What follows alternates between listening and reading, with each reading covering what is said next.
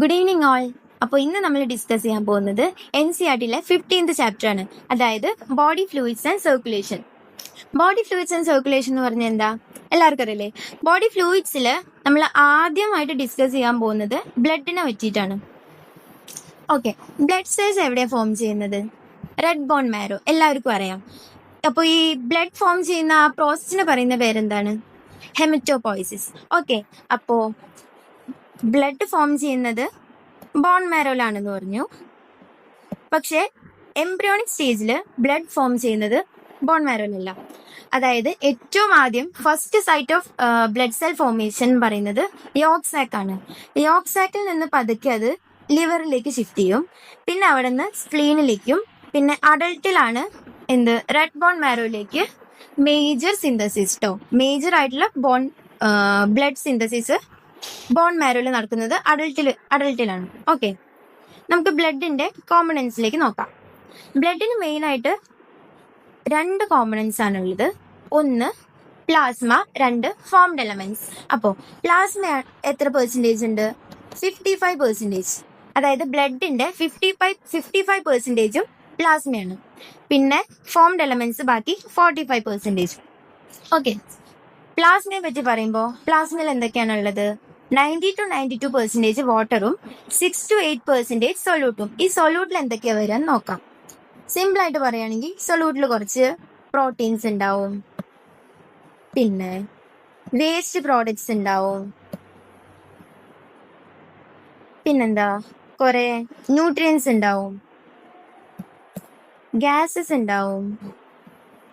ഇങ്ങനെയൊക്കെയാണ് നമ്മുടെ സൊല്യൂട്ടിൽ കാണുന്നത്. ഫോംഡ് എലമെന്റ്സ് എന്ന് പറയുമ്പോൾ as you all know, erythrocytes, ല്യൂക്കോസൈറ്റ്സും പ്ലേറ്റ്ലെറ്റ്സും. ഇനി ഓരോന്നായിട്ട് നമുക്ക് നോക്കാം. ഫസ്റ്റ് നമുക്ക് പ്ലാസ്മ നോക്കാം. ഓക്കെ, പ്ലാസ്മയിൽ നമ്മൾ നേരത്തെ പറഞ്ഞു 90 to 92% വാട്ടർ ആണുള്ളത്, ബാക്കി സൊല്യൂട്ട് ആണെന്ന് പറഞ്ഞു. സൊല്യൂട്ട് തന്നെ ഗ്യാസസ് ഉണ്ടാവും എന്ന് പറഞ്ഞു, അതായത് ഓക്സിജൻ, CO2 അങ്ങനെയൊക്കെ. ന്യൂട്രിയൻസ് പറയുമ്പോൾ അതിൽ ഗ്ലൂക്കോസ് വരും, ലാക്റ്റിക് ആസിഡ് വരും, അമിനോ ആസിഡ് വരും.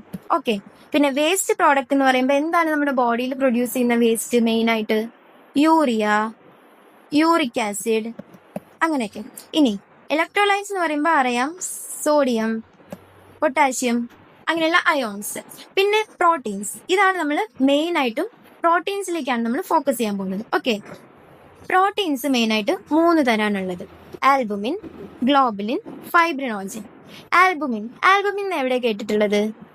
എഗ് വൈറ്റ് അല്ലേ? നമ്മളെപ്പോഴും ലാബിലൊക്കെ ചെയ്യുന്ന സമയത്തും നമ്മൾ പ്രോട്ടീൻസിന്റെ ടെസ്റ്റ് പഠിക്കാൻ വേണ്ടി എഗ് വൈറ്റ് ആണ് യൂസ് ചെയ്യുക. അപ്പോൾ എഗ് വൈറ്റിലാണ് കൂടുതലായിട്ട് ആൽബുമിൻ നമ്മൾ കേട്ടിട്ടുള്ളത്. മോസ്റ്റ് പ്രോട്ടീനും എന്താണ്? ആൽബുമിൻ ആണ്. അതായത് 60% ആൽബുമിൻ ഉണ്ട്. എന്താണ് ഈ ആൽബുമിന്റെ duty? Osmotic balance. Osmotic balance എന്ന് പറഞ്ഞാൽ എന്താ? നേരത്തെ പറഞ്ഞ അയോൺസിന്റെ അങ്ങനെയുള്ള കാര്യങ്ങളിലേക്ക് ഒരു ബാലൻസ് നമ്മുടെ ബ്ലഡിൽ ബാലൻസ് ചെയ്യുന്ന, അതാണ് ഓസ്മോട്ടിക് ബാലൻസ് എന്ന് പറഞ്ഞത്. അടുത്തതാണ് ഗ്ലോബുലിൻ. ഗ്ലോബുലിൻ എന്ന് കേൾക്കുമ്പോൾ എന്താ നമുക്ക് ആദ്യം ഓർമ്മ വരിക? ഇമ്മ്യൂണോഗ്ലോബുലിൻ അല്ലേ? ഇമ്മ്യൂണോഗ്ലോബുലിൻ. ആ പേരിൽ നിന്ന് എന്ത് മനസ്സിലാക്കാം? ഇമ്മ്യൂണോ അതായത് ഇമ്മ്യൂണിറ്റി അഥവാ ഡിഫെൻസ്. ഓക്കെ, ഇപ്പോൾ ഗ്ലോബുലിന്റെ ഡ്യൂട്ടി എന്താണ്? Defence mechanism. ലാസ്റ്റ് വണ്ണാണ് ഫൈബ്രിനോജൻ. 4% ആണ് കാണുന്നത്. Fibre as we all know, എന്തായിരിക്കും ഇതിന്റെ ഡ്യൂട്ടി വരിക? Blood coagulation. ഈ ഫൈബ്രിനോജന് ബ്ലഡ് കൊയാഗുലേഷനിലുള്ള ആ ഒരു റോള് നമ്മൾ ബ്ലഡ് ക്ലോട്ടിംഗ് എന്ന് പറയുന്ന ഭാഗം പഠിക്കുമ്പോൾ ഡീറ്റെയിൽ ആയിട്ട് ഡിസ്കസ് ചെയ്യും. ഓക്കെ, അപ്പോൾ ഇപ്പം നമ്മൾ എന്തൊക്കെയാണ് പഠിച്ചത്? പ്ലാസ്മ, പിന്നെ കോമ്പണൻസ് ഓഫ് ബ്ലഡിൽ പ്ലാസ്മ പഠിച്ചു ഡീറ്റെയിൽ ആയിട്ട്. ഇനി ഫോംഡ് എലമെന്റ്സ് ഉണ്ട്. അപ്പോൾ ഫോംഡ് എലമെന്റ്സിനെ പറ്റി നമുക്ക് ഡീറ്റെയിൽ ആയിട്ട് അടുത്ത വീഡിയോയിൽ ഡിസ്കസ് ചെയ്യാം. അപ്പോൾ ഇന്നേക്ക് ഇത്രയേ ഉള്ളൂ. Thank you.